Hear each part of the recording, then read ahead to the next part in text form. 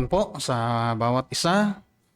Salamat sa Panginoon at muli tayong nagkaroon ng pagkakataon upang siya ay ating sambahin. At ang mga talata pong ating pag-aaralan ay nasa Galatians 4:19. Isang verse lamang po ito. Sabi po rito ay maliliit kong mga anak na muli kong ipinagdaramdam sa panganganak hanggang si Kristo ay mabadha sa inyo.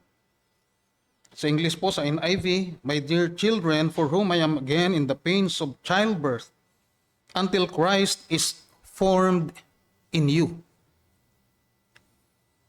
Tayo po muna ay manalangin sandali. Maraming salamat po, Panginoon, sa pagkakataong ito. And hiling po namin, Panginoon, ang patuloy mong patnubay sa aming pag-aaral ng iyong mga salita.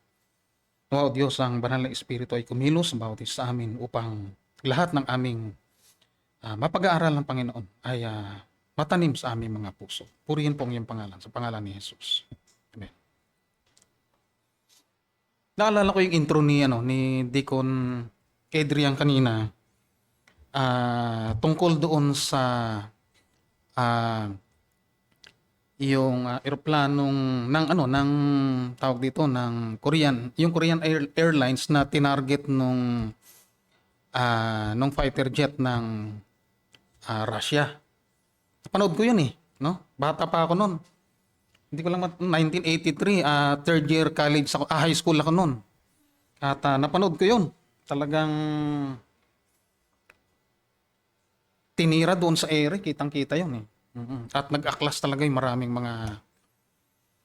mga Koreano noon sa panahon na yun. Maraming namatay, mahigit 200 yata, no?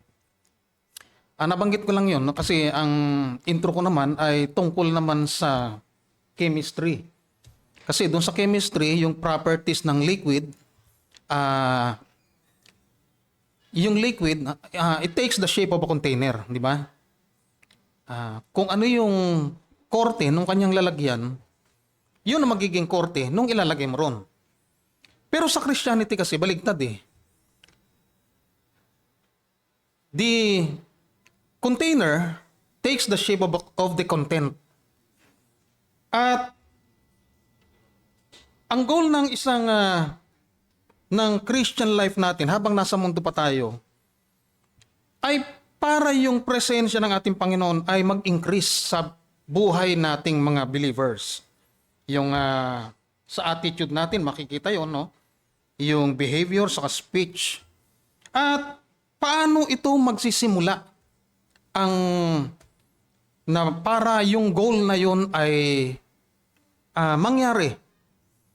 Maraming mga talata sa Biblia na nagsasabi na ito yung talagang goal ng Diyos para sa atin. Halimbawa sa Romans chapter 8 verse 29.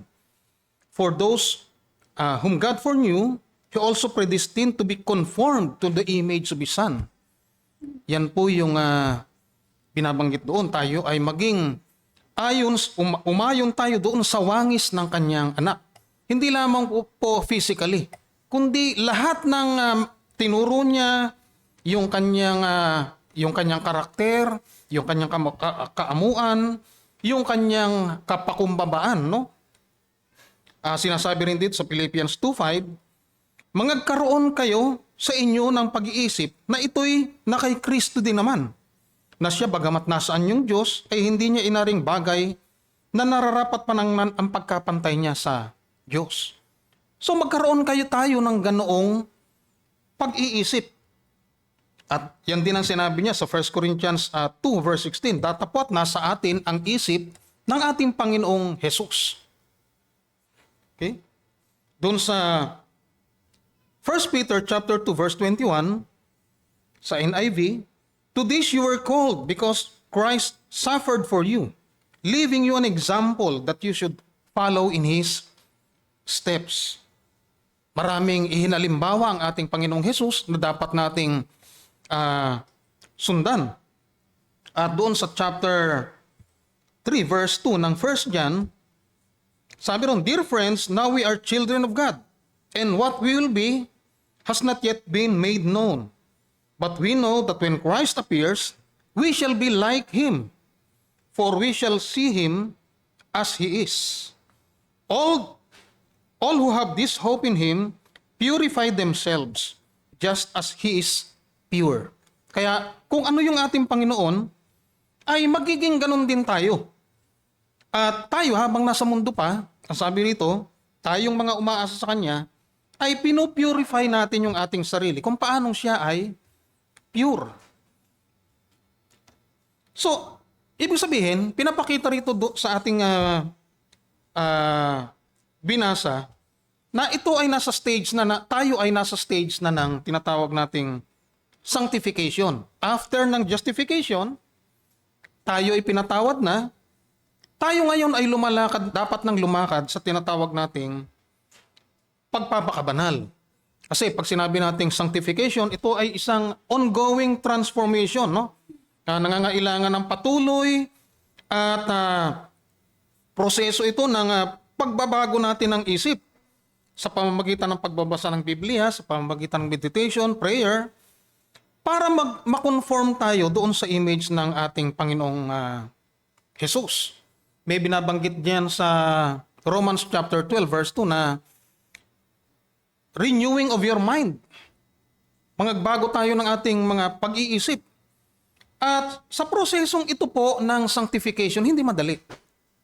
Hindi madali, no? Hindi ito masaya. Kasi maraming struggles. Napakaraming struggles. Sa buhay pa lang natin bilang mga miyembro ng CRC, marami na tayong nakitang mga struggles, no, ng ating mga kapatid. Iba-iba, no? Panloob at panlabas. Kasama na rin diyan yung ating mga pag-uugali.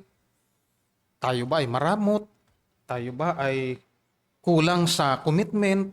Tayo ba ay nasa puso ba talaga natin ang paglilingkod? Yan yung mga struggles, no?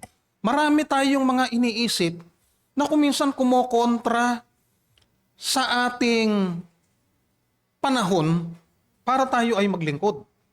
Kung minsan yung ating mga trabaho, ito ay nakakasagabal sa atin.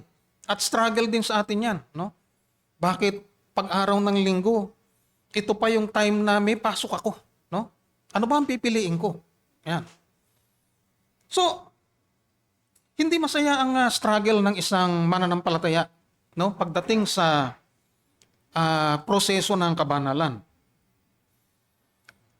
Dito po sa binasa natin, sa pag-aaralan natin, dito sa Galatians chapter 4, verse 19, isa yan sa naging problema ni Pablo. Kasi itong mga taga-Galacia na convert, no, nung siya ay nangaral doon sa lugar na yon, ay maraming mga na-born again na mga Gentiles. At dito ay iniwan sila ni Pablo dahil bumalik siya sa Antioquia para makumpleto yung kanyang mission trip. At dito, habang siya ay wala, pumasok itong mga Judaizers, no? Siniraan si Pablo at makikita natin doon sa first chapter pa lang ng kanyang ng kanyang sulat sa mga taga-Galacia. Pinagtatanggol na niya yung kanyang pagka-apostol, no? Yung kanyang tinanggap na pangangaral ay hindi mula sa tao kundi sa Diyos. Sabi ng mga Judaizer, hindi raw siya totoong apostol, mali raw yung kanyang mga tinuturo. Inaakit yung mga Gentile believers na bumalik sa Jewish law. Kasi sabi nila, kung gusto nila lang makumpleto yung kanilang pagiging Kristiyano, makumpleto yung kanilang kaligtasan, para umabot sila sa maturity, kailangan nilang magpa-circumcise, ipangilin yung mga holidays, at marami nga sa kanila yung mga nahikayat. Kaya sabi rito sa Galatians 4, 9 and 10, sabi rito ni Pablo, bakit muling nangagbabalik kayo doon sa mahihina at walang mga bisang mga pasimulang aral? Ipinangingilin yung mga araw at mga buwan at mga panahon at mga taon. So dito ay, itong mga bagong Kristiyano na to, na mga hintil, ay sinamantala ng mga Judaizer para ipangaral yung kanilang yung Jewish law, no? Kinikilala naman ni Pablo na yung mga Galatians believers ay mga saved na. nakaranas na sila ng justification by faith, natanggap na nila yung banal na espiritu. Sila'y may buhay na walang hanggan. Sabi rito sa Galatians 3 verse 2, ito'y dinaan niya sa pamamagitan ng tanong, no? Tinanggap ba ninyo ang espiritu sa pamamagitan ng gawang ayon sa kautusan o sa pamamagitan ng pakikinig tungkol sa pananampalataya? So dito, kinikilanan ni Pablo na ang espiritu ng Panginoon ay tinanggap nila hindi sa pamamagitan ng kautusan, kundi sa pamamagitan ng pananampalataya.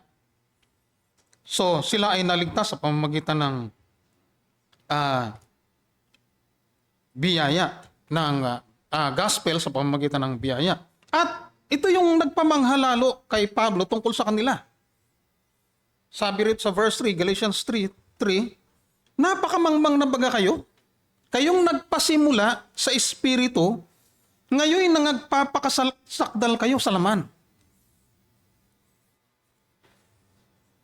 Naligtas sila dahil sa gospel of grace, no?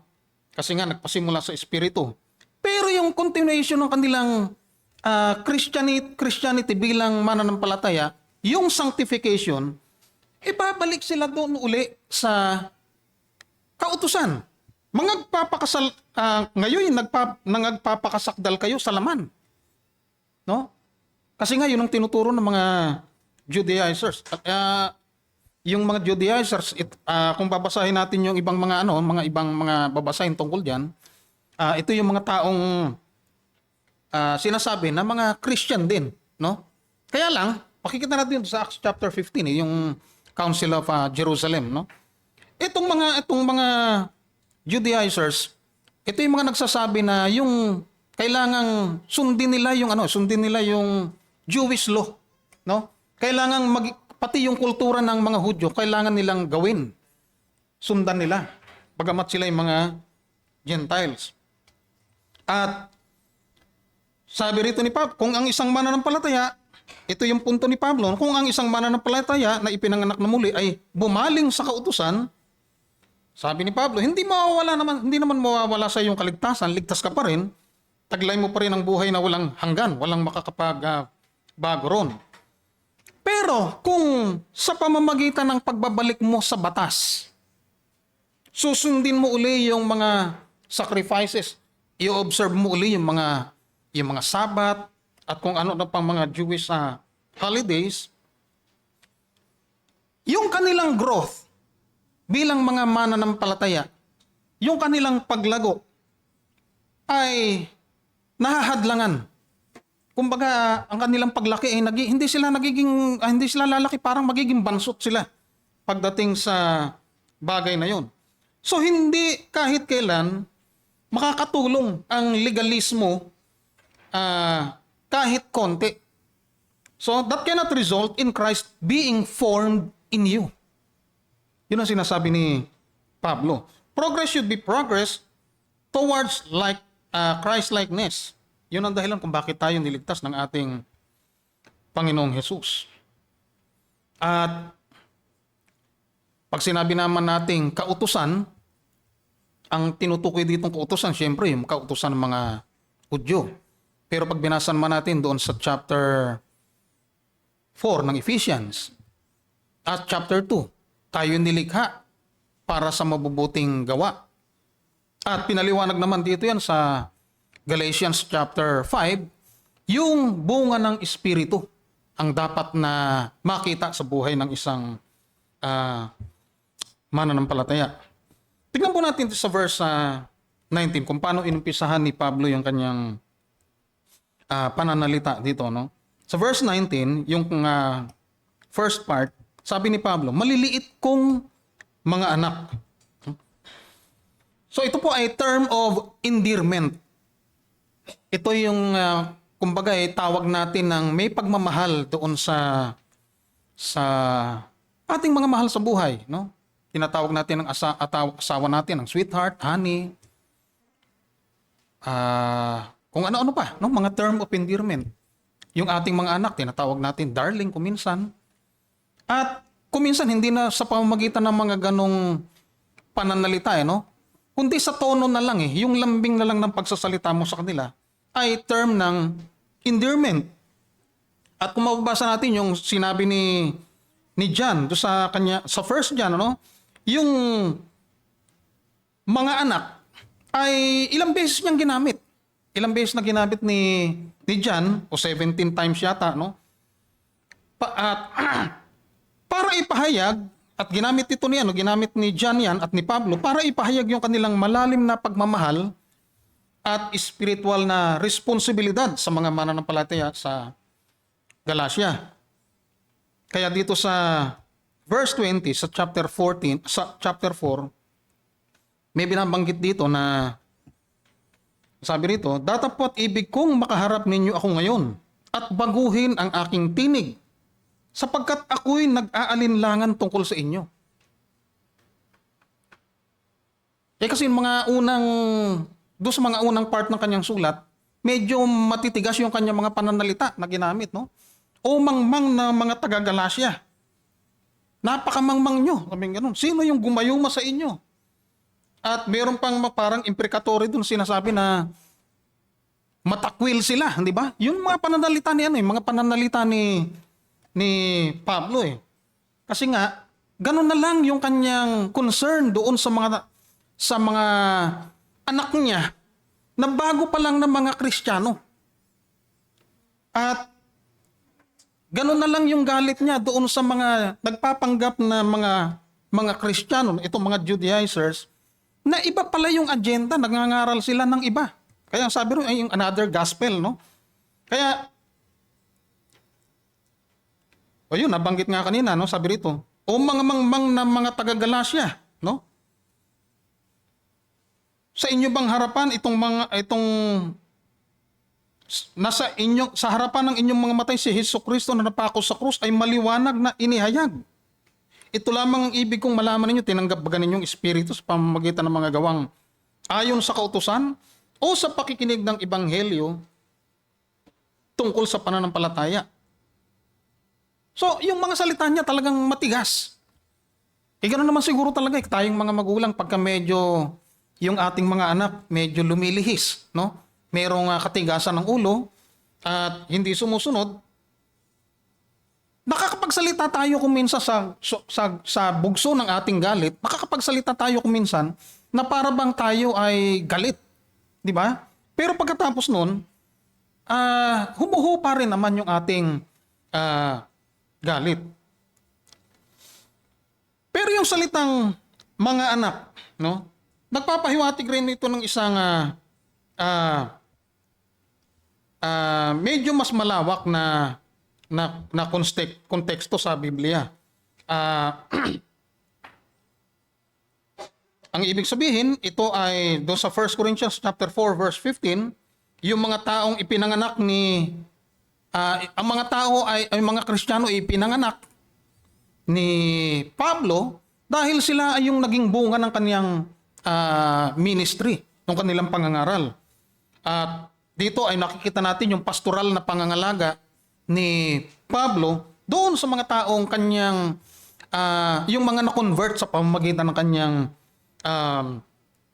pangangaral, lalo na rito sa mga taga Galacia. Pero kung minsan ito yung nagpapahiwatig din ng immaturity, no? Dahil bata pa sila sa pananampalataya, nandoon yung init.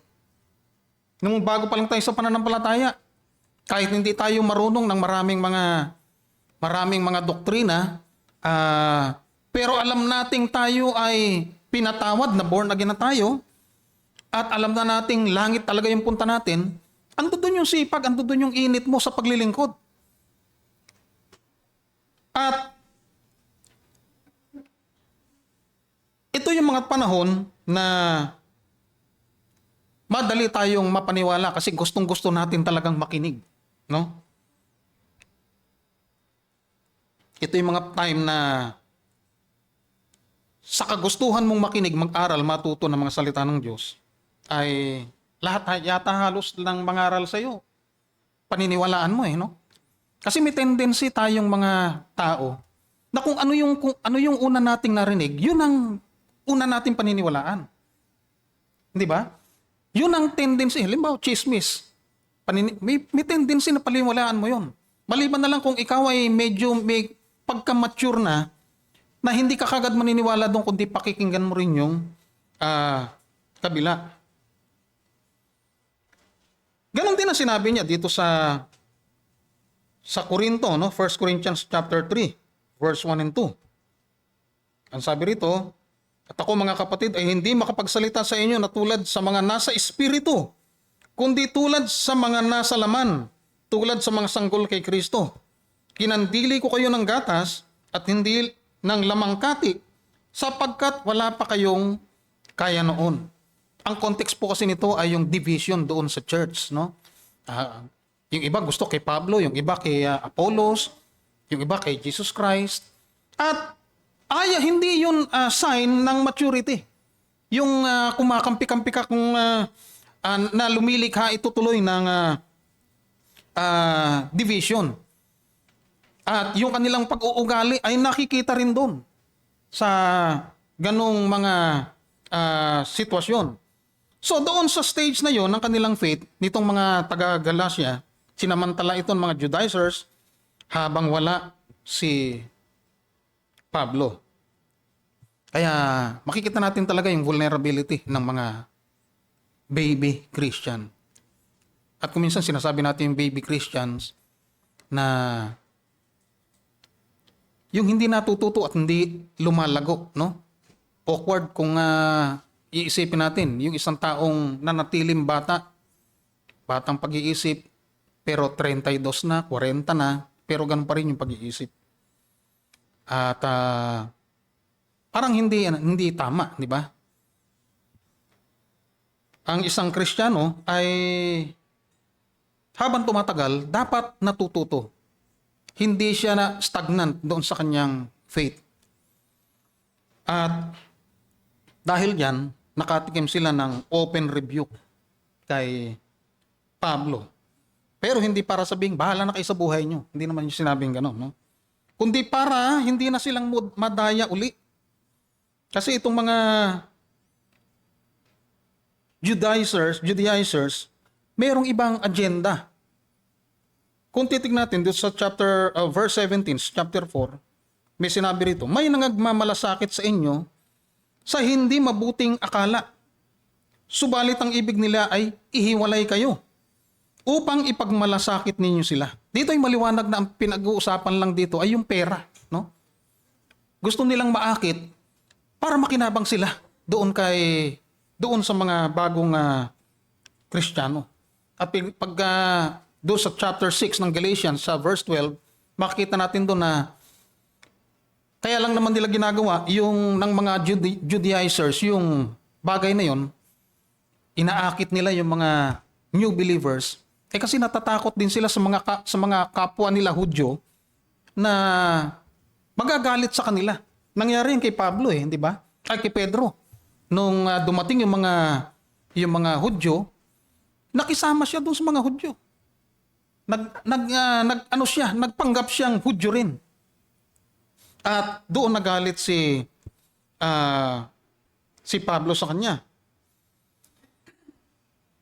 Sa Hebrews chapter 5 verse 12 hanggang 14, ito rin ay binangganito rin yung halos sa sitwasyon doon sa mga Hudyo, no? Na dumadanas ng persecution. Sabi sa verse 12 and 14, sapagkat kayo'y nangararapat ng maging mga guro dahil sa kaluwatan o katagalan, ay muling kayo'y nangangailangan na kayo'y turuan nino man ng mga unang simulain ng aral ng Diyos at naging tulad sa mga nangangailangan ng gatas. Ang tagal na nilang Kristiyano pero hindi sila natututo, no? Nananatili sila doon sa gano'n. Parang bang babalik na naman tayo uli sa basic. Kailangan nila ng gatas at hindi ng pagkaing matigas. Sa verse 13, sapagkat bawat tumatanggap ng gatas ay walang karanasan sa salita ng katwiran, sapagkat siya ay isang sanggol. At ang purpose po nitong sulat na ito sa mga taga-Hebrews o mga Hebrews ay para mahadlangan yung kanyang mga mambabasa para bumalik sa Judaismo. Kasi sa pagdanas sa kanilang mga sa kanilang kalagayan bilang mga Kristiyano ay dumaranas sila ng persecution at para bang disappointed sila sa Christianity na kailangan pa nilang bumalik doon sa Judaismo, bumalik sa seremonya, kailangan nila magkaroon uli ng panibagong saserdote. Kaya pinaliwanag ni Pablo na sa pamamagitan ng Kristo, nandito yung mabuting covenant, yung better covenant. Hindi na natin kailangan bumalik doon kasi ito na yung pinakamataas na pagkasaserdote. Itong pagkasaserdote ng ating Panginoon. Pero dahil nga sa sila'y dumaranas ng persecution at hindi nila nakita yung magandang aral tungkol doon sa bagong covenant, ay parang gusto nilang bumalik sa Judaismo. So makikita natin, pagka baby, hindi nagmamature, ando doon yung vulnerability. Maaring matangay tayo. Meron akong kakilala nung nasa Pentecostal pa ako, no? Isa siyang gwardiya. Ang tagal niya sa grupo namin. Aba, ang tagal niya nawala. Nung bumalik, nagkwento, ang husay niya mangaral. Pero ang pinangangaral niya, yung kikibuloy. Nahawa siya nung doktrina ni Kibuloy. Samantalang ang tagal niya doon sa Pentecostal. So makikita natin yung vulnerability, di ba? Napakahirap talaga para isang mananampalataya na ikaw ay hindi ka natututo. Kaya nagpaalala si Pedro sa mga pastor, no, na pangalagaan ng mga kawan ng Diyos. Doon sa 1 Peter 5:8. At doon sa mga kabataan na magpasakop sa mga matatanda. Sabi rito, kayo'y maging mapagpigil, kayo'y maging mapagpuyat. Ang inyong kalaban na dyablo na gaya ng liyong umuungal ay gumagala na humahanap ng masisilan niya. So aktibo palagi ang kaaway. At paalala pa rin ni Pedro, darating ang mga scoffers at false teachers. Kaya ang paalala niya doon sa 2 Peter 3 verse 18, but grow in grace and in the knowledge of our Lord Jesus Christ. Kailangang mag-grow sila sa biyaya at makilala pa nilang lubos yung ating Panginoong Jesus. Kaya siguro hindi tayo dapat matawag na mumunti pang mga anak, no? Kasi ako bansot na nga ako eh. Tapos yung pinangangaralan pa medyo mga bansot pa rin sa pananampalataya, no? At ito yung struggle ng mga pastor. Gusto ng mga pastor na mangaral talaga ng malalalim mga aral ng Diyos. Pero pag tinanong mo yung mga mananampalataya, bakit hanggang ngayon, no? Eh siguro sa kakulangan din ko minsan ng curiosity, katamaran, ayaw din talaga nilang matuto, wala silang pakialam doon. Kaya hindi rin sila makapangaral doon sa kanilang mga anak. Kaya dito sa susunod, no, na yung karugtong nung sinabi natin, yung ng talata, na muli kong ipinagdaramdam sa panganganak hanggang si Kristo ay mabadha sa inyo. Okay. Itinulad ni Pablo yung kanyang sarili sa isang babaeng nanganganak. Yung travail, yung salitang travail, no? Pero dito may binanggit siyang muli, no? Bakit muli?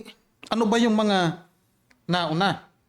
Kasi pag sinabi nating travailing o nagle-labor siya, alam naman natin, kayong mga babae, alam natin kung paano kayo nagle-labor sa panganganak, no? Meron akong isang co-teacher na habang nasa ospital sila, kinakalmo talaga niya yung kanyang asawa. Habang nandoon sa ospital sa sobrang sakit, kinakalmo talaga niya, no? Yung aking asawa habang nandoon kami sa ospital, talagang mahigpit yung kapit niya talaga sa akin habang nagle-labor siya. Pero sa panahon naman natin ngayon, meron ng mga bagong technology para mapigilan yung mga ganong klaseng panganganak. Pero dito, dumaranas si Pablo talaga ng matinding emotional at spiritual pain para lang madala niya yung mga mananampalataya na mga taga-Galacia kay Jesus Christ. Pero tignan po natin yung first travail niya. Yung unang pagle-labor niya doon sa mga taga-Galacia, no? Doon sa yung initial visit niya, doon sa Acts chapter 13 verse 14, makikita po natin doon na sinamahan ni Barnabas si Pablo para tumungo doon sa probinsya ng Roma, no? Na ito nga yung Galacia. Binisitan nila yung mga lugar na Pisidian, Antioch, Iconium, Lystra, saka yung Derbe. Pinersecute sila ron. Pinalaya sila ron eh. At yung mga babae doon ay ginulo na inudyukan ng mga Hudyo para palayasin sila ron. At doon sa chapter 14, pinagbabato si Pablo.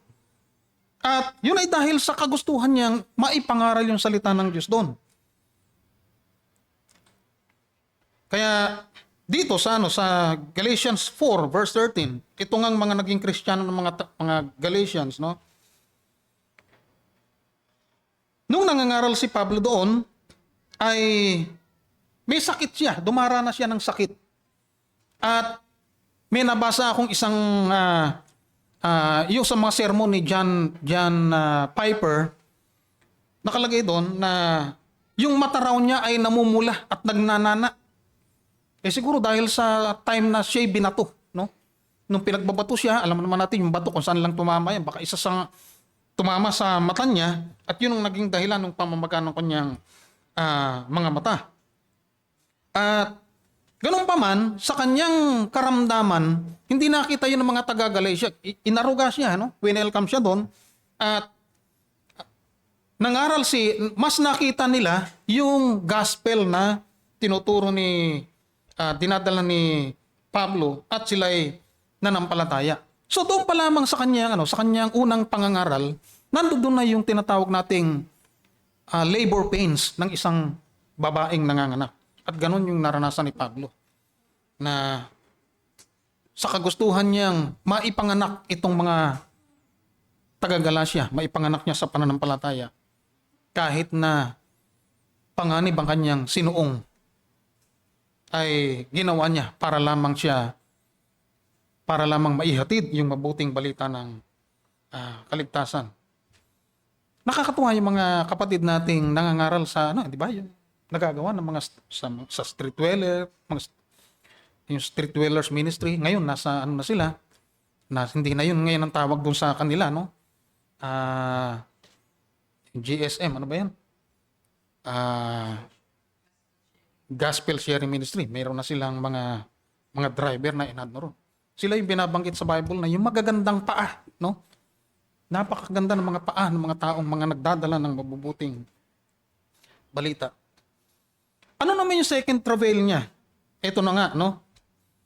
Kung ang kanyang first travail o yung kanyang labor ay para dalhin sila sa kaligtasan, ito naman pangalawa ay parang unnatural labor na sinasabing itong mga taga-Galacia ay nanganganib na bumalik o mag-backslide sa legalism dahil sa impluensya ng mga Judaizers. Kaya nagbe-behave itong mga taong ito na para sila ay mga baby Christians sa halip na maging mature. Gusto ni Pablo na dalhin sila sa full maturity kung ano yung karakter ni Jesus at para makumpleto na ang Panginoong Jesus ay mahubog sa kanila. Kaya ang pakiramdam ni Pablo, nagle-labor na naman siya ng pangalawang beses. Kasi itong mga Judaizers, ang gusto nilang yung parang magkaroon ng double conversion. Maging mga Hudyo sila bago maging mga Kristiyano. Sa halip na matuto sila, ay nanunumbalik sila sa pagkaalipin ng kautusan. So dito makita natin talaga kung ano yung mga bagay na pumipigil sa pagiging mature ng isang believer? Ano ba yung mga nakakapigil para tayo ay maging mature? Kasi yung mga babes ay mayroong maliliit na pangunawa. Tayo namang lahat ay hindi pare-pareho yung ating mga karunungan, di ba? Mayroong, kumbaga sa lalagyan, ito lang ang lalagyan mo. Hindi pwedeng ilagay sa'yo lahat. Mayroon talagang mga taong ipinanganak na hindi ganun umaabot yung kanyang kaisipan, yung kanyang dunong, para matuto siya ng gusto. Hindi sila katulad ng mga taga-Korinto na gifted sila, kaya lang yung kanilang pag-uugali ay immature. No? Kulang yung kanilang pangunawa. Sabi rin sa verse 20 ng 1 Corinthians chapter 14, mga kapatid, huwag kayong mangagpakabata sa pag-iisip. Gayon may sa kahalayan ay mangagpakasanggol kayo. Datapwat sa pag-iisip, kayo'y mangagpakatao. So, kilala sila, yung mga taga-Korinto, sa intellectual pursuits. Ando dun yung mga philosophers nila eh. Kilala sila sa paghahanap talaga ng karunungan. Kaya lang, yun nga naging problema, no? Sila ay immature. Kaya sabi niya, huwag kayong magpakabata sa pag-iisip. Kaya pagka tayo pala ay hindi nababago yung ating mga pag-uugali, no? Sa katagalan ng ating pagiging Kristiyano, baby pa rin tayo. At nakakahiya na tawaging tumatanda ka yata ng paurong, di ba? Nakakahiyan tawaging ganun eh. Kaya dito, sa 1 Corinthians, yung mga spiritual gift ay ginagamit ito para palakasin ng church, hindi para sa individual, yung tinatawag ng individual self-exaltation. Kasi nga, magulo sa kanilang church, maraming nagpapatalinuhan, at yung paggamit nila ng gift ay hindi maayos. No? Merong nagsasalita ng wika, kahit na walang mag-i-interpret. Ang sabi ni Pablo, God is not the God of confusion. Kaya dapat yung worship ay organisado. Kaya pasalamat tayo dahil naririto tayo sa isang church na organisado yung ating pagsamba. At wag lamang po tayong umasa sa pagiging organisado ng ating pagsamba, kundi dapat yung ating buhay ay kumukonforme habang tumatagal sa anyo ng ating Panginoong Hesus. At pangalawang reason ng immaturity, dahil sa dull of hearing. Binanggit po yan sa Hebrews chapter 5 verse 11. Ito yung spiritual sluggishness or lack of receptivity to deeper truths. Pagka malalalim na bagay na, parang ayaw mo nang pakinggan. Hindi ko naman maintindihan yan eh, no? Yun yung mga, yun ang hirap, no? Yung bang, kuminsan, kaya mo namang pag-aralan eh, kung gugustuhin mo eh. Totoo ako kay Kuya Larry, nung isang araw na nabanggit niya. Talagang nakafocus siya. Medyo bumitaw muna siya, tumigil muna siya sa kanyang pagtatrabaho at pinag-aralan niya. At ang sabi niya talagang iba talaga yung tumututok ka eh. Ano ba naman yung kung sa bawat araw, maka-isang chapter tayo ng pagbasa hindi naman naaabot ng isang oras yun, isang chapter ng salita ng Diyos, mabasa natin at pagmuni-muniin natin yun. At alam ko naman siguro sa bawat isa sa atin, kahit na nakatahimik tayo, nakaupo tayo sa bahay natin, yung ating isip ay nagpe-pray sa Panginoon. Pinagpe-pray natin yung ating mga anak. Ano ba naman yung kahit papaano medyo mapigilan natin yung ating dila pagka tayo ay nagagalit sa ating mga anak. At sa halip na bulyawan natin sila daanin natin sa magagandang pananalita na habang tumatagal, naaayos din yung ating mga pag-uugali. Di ba? Kaya kung minsan mayroong mga tao tayong marinig Kristiyano na pero kung makasagot pa sa magulang, ganun na lang, no? Imbang akala mo kapatid lang niya yung magulang niya. Kung minsan mas marunong pa siya sa magulang niya Kasi hindi pa lumalago samantalang matanda na, no? Kaya sabi rito sa Hebrews chapter 5 verse 11, tungkol sa kanya ay marami kaming sasabihin at mahirap na saysayin. Palibhasa ay nagsipurol kayo sa pakikinig. Yun. Nagsipurol na sila sa pakikinig. Mahirap pagka tayo nagsipurol na sa pakikinig. Pag sinabing mapurol na, hindi na kayang makabiyak ng ano yan no? Ng mga bagay na dapat na, o yung itak na pagpumurol na, wala na, no? Ako, marunong ako ng konti sa carpentry. Pag naglalagari ako, naiinis ako pagka naiipit yung lagari ng kahoy. Kasi mapurol, no? Ganon din yung ating isipan. Pagka ito ay kulang sa tinatawag nating practice, ako makakalimutin ako. Pero may na-discover po akong isang minemorize ko uli yung mga verses na at saka yung ibang chapter sa Biblia, kaya naman pala no?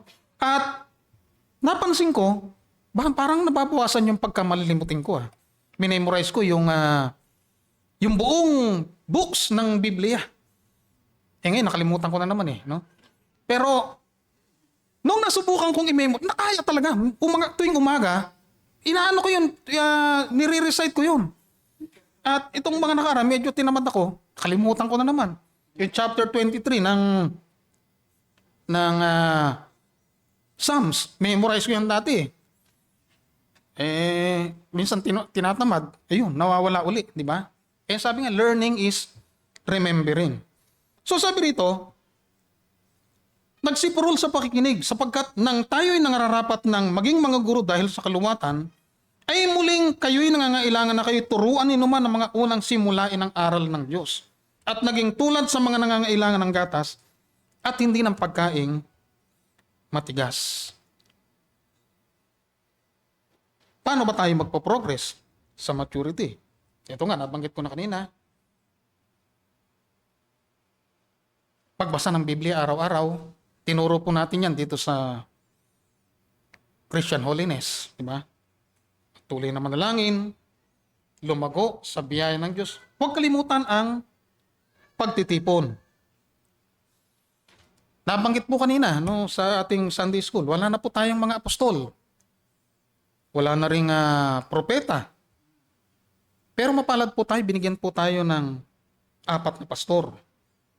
Sa Ephesians 4:11, pinagkalooban niya ang mga iba na maging mga apostol at mga iba'y propeta at ang iba'y mga ibanghilista at ang iba'y mga pastor at mga guro.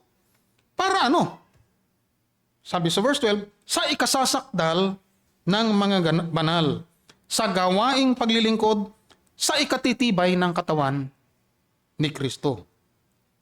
Hanggang sa abutin nating lahat ang pagkakaisa ng pananampalataya at pagkakilala sa anak ng Diyos hanggang sa lubos na paglaki ng tao, hanggang sa sukat ng pangangatawan ng kapuspusan ni Kristo. So makikita natin dito na yung isang tao nagsimula sa kanyang pagkabata hanggang sa siya ay lumalaki at nagiging mature. Kung tayo ay natututong makinig sa pangangaral ng salita ng Diyos para ang ating Panginoong Hesus ay mahubog sa bawat isa sa atin. At sabi sa verse 14, upang tayo'y huwag nang maging mga bata pa na napapahapay dito't doon at dinadala sa magkabi-kabila ng lahat ng hangin ng aral sa pamamagitan ng mga daya ng tao sa katusuhan ayon sa mga lalang ng kamalian. Kaya kung sinusunod po natin ang mga bagay nito, Christ will be formed in us. At dito po sa chapter 3 ng 2 Corinthians verse 18, mayroong maganda pong pagbulay-bulayan din natin ito. Sabi rito, datapwat tayong lahat na walang talukbong ang mukha na tumitingin gaya ng sa isang salamin sa kalwalhatian ng Panginoon, ay nababago tayo sa gayon ding larawan mula sa kaluwalhatian hanggang sa kaluwalhatian ng gaya ng mula sa Espiritu ng Panginoon. Yung pong salitang veil, ito po ay nagsisimbolo ng ignorance, no? Ng ating kasalanan, at ito yung tumatakip doon sa glory ng ating Panginoon. Pero nung inalis po ito, ay nakita natin yung glory ng ating Panginoon. Kaya tumitingin tayo parang sa isang salamin. Nakatingin tayo sa lente, hindi ng kautusan, kundi sa lente ng gospel. At dito ay makikita natin habang tumatagal, nag-grow tayo mula sa from glory to glory.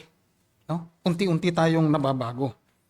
At dahil yan sa Espiritu ng ating Panginoon. Kaya sabi sa bandang huli, nagaya ng mula sa Panginoon ng Espiritu. At kanina po ay medyo nagandahan ako dito sa huling kinanta natin. Meron lang, babasahin ko lang po, no? Itong Breathe on Me, Breath of God. Kaya dinala ko po itong songbook, no? Sabi rito, breathe on me sa second verse. Breathe on me, breath of God, until my heart is pure. Until my will is one with thine, to do and to endure. Breathe on me, breath of God, till I am wholly thine, until this earthly part of me glows with thy fire divine.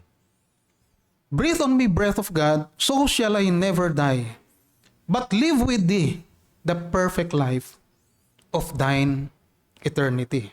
Makakamit naman po natin yung consummation ng ating sanctification pagka nakaharap na po natin yung ating Panginoong Hesus kung saan man siya naroon. Kailangan pong ang ating Panginoon ay mahubog. Yan po ang plano ng Panginoon sa bawat isa natin. Manalangin po tayo. O salamat po, Panginoon, napakabuti mo sa bawat isa sa amin. Layunin mo na kami mahubog, hindi sa takbo ng sanlibutan ito, Panginoon. Hindi ayon sa kagustuhan namin, kundi mahubog kami, Panginoon, ayon sa image ng aming Panginoong Hesus. Ito po ang layunin mo sa bawat isa sa amin. Tulungan mo po kami, Panginoon, sa aming mga kahinaan. Marami pong struggle sa mundong ito. Pero salamat, Panginoon, kasama namin ang iyong banal na Espiritu na siyang patuloy na gumagabay sa amin. Tulungan mo kami panghawakan ang iyong mga pangako, Panginoon. Hanggang sa abutin namin, Panginoon, ang kalooban mo na kami maging kawangis ng image ng aming Panginoong Hesus. Sa iyong lahat ang papuri at pasasalamat. Sa pangalan ni Jesus. Amen.